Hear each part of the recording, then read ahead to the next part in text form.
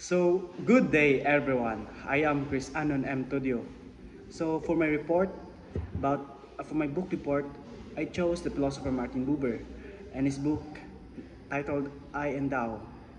So, in this book, Buber answers that truth is found when we relate to others not as objects, but as genuine partners in dialogue, which he calls the I-Thou relationship.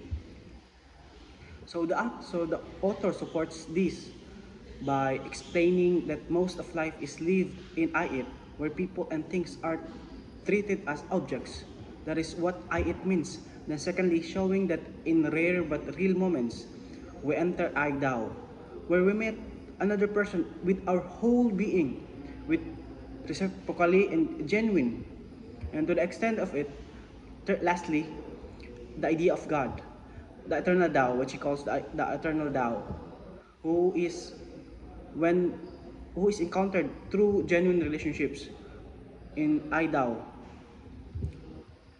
that we can only met the eternal Tao if we lived in I Tao relationship.